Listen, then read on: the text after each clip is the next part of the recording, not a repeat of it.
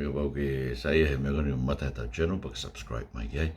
Ako hokat ben I he Uhinga, pau ke Pekia e ko si sukaisi.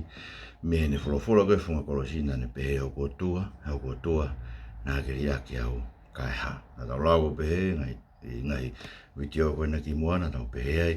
Ai ta mo foka kato ya e ko si sukaisi, to ko ta tu ko ki ai ta ma wai, ai ne ta mo foka kato.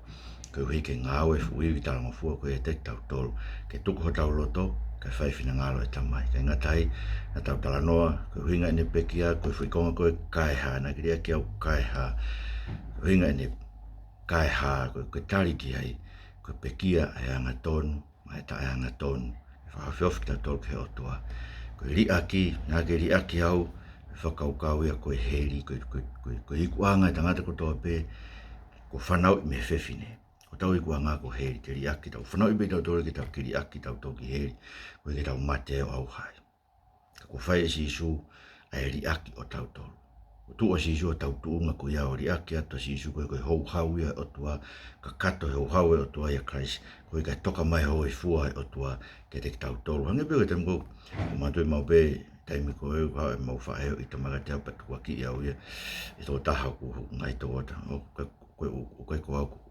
ko me e nani whai. Pea a whei rewa e hou hau mo ita koe mau whae ke tō tako e. E koe whakaukau pe. Koe whakaukau hoko si isu kais ko tau me whakatupu hoi whuanga. Me whakausi mea no whaana tau pe ai. Koe huinga e Pekia kraisi. Ka kato e ngawe o tua ke whaatau whakamu oi ke tui ki ai. Hoko tu koe ni o pe.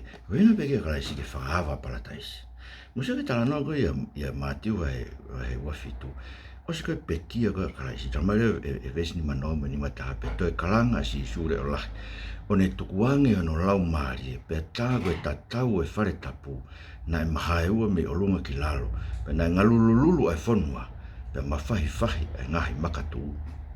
Aia, mahaeua e tatau koe e whare tapu. Hainga, koe fu tatau koe whare tapu, koe fu pui ia, na e vahe e whetu koe na e whia o tua.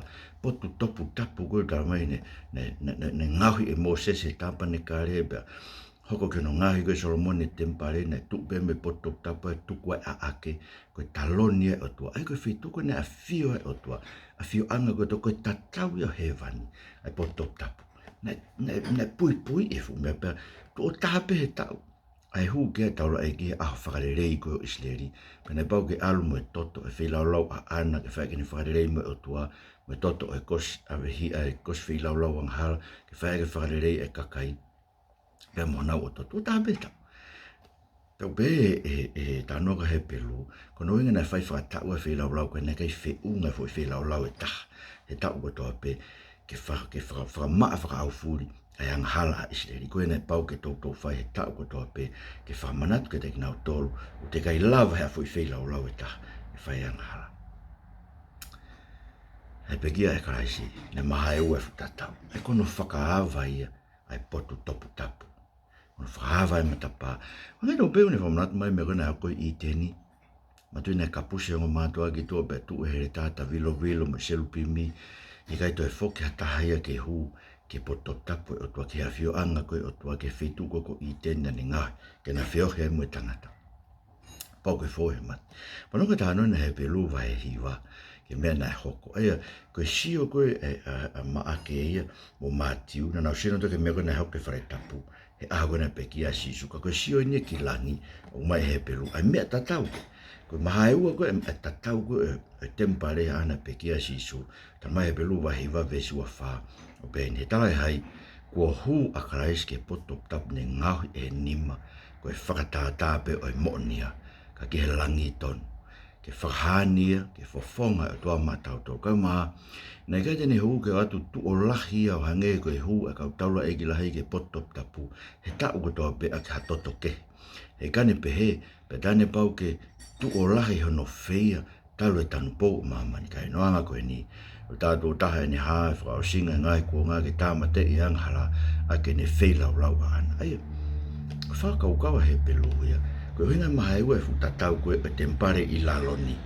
Ne kai ke hua sisue ki he ne hua sisue ne Pekia ki he potu tapu o e langi maa tauto.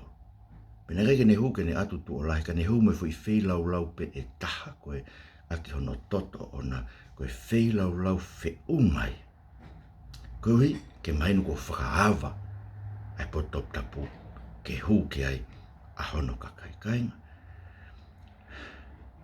Ka matapao para taisi whakaava pe e iwi o e toto o e lami.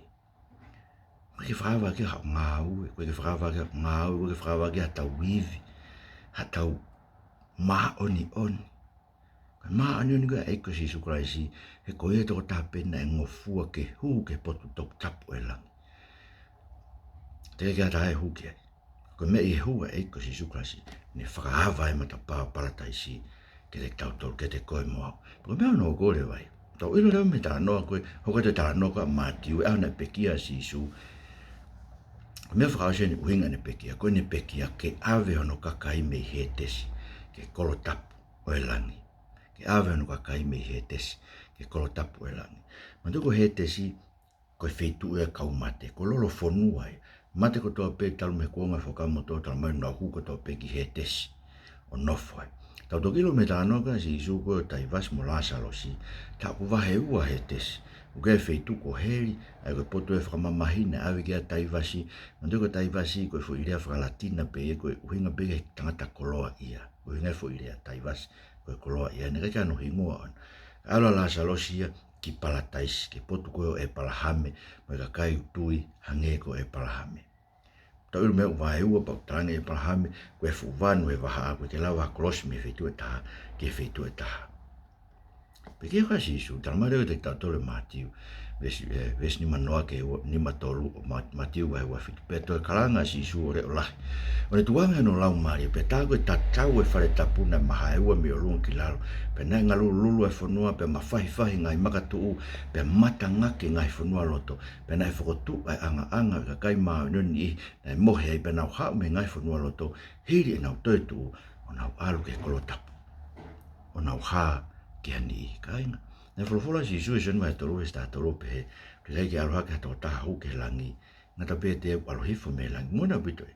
Te ke kume he whakamotu a, pisone koe aisea vai o no ma mata ke potu tapu e langi, e ke a taha koe ko sela whimi pe me kau angelo, te ke kai huka kai ai, ka i e Pekia karaisi, na e awai matapao langi, o ne awe ia no kakai whatama kai haa kau ki palataisi iyo.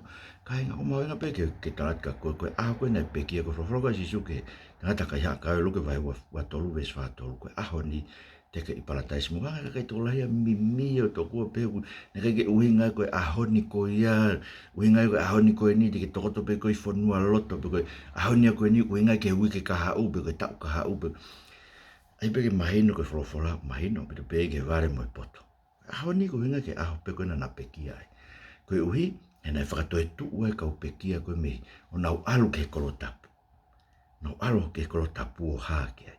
Muso koe uhinga e koe a whahawa e whitu e tātolu, e ke reo me lani ka sione. He mamata sione ke fukakai, ai whakahoware ka sione. E ne sio ke fukakai koe ke lawa no lau nau tuu i langi kofu hine hina, pe nau toko e ngai waa pāme. Pe tari e taha kau mātua whakawa e whitu e tātolu me tā whaane pe he mai ko hai aki nau tolu na kofu hine hina pe koe nau hau me whi pe o pe heke te eku eiki ko koe pe me ai pe ne mea mai ko e ni aki nau tolu hau me ma mahi lahi pe ana anau fōho nau kofu whahine hina e tā taa o lami sio koe ringi koe tā taa o lami koe awena tuk whahine hina i whakamai maa oni e ka kai ko nau tuha mo he vani pea awe ki nau tolu, whakatoi tuu ki nau tolu he ane Pekia kraisi, awe ki nau tolu ke kolotapu, ke nau haa hola kainga, ko whamike ke ilo ko palataisi, ko he vani ai peia, ka te utoke hoko atuki ai, e tau po kalao mahako.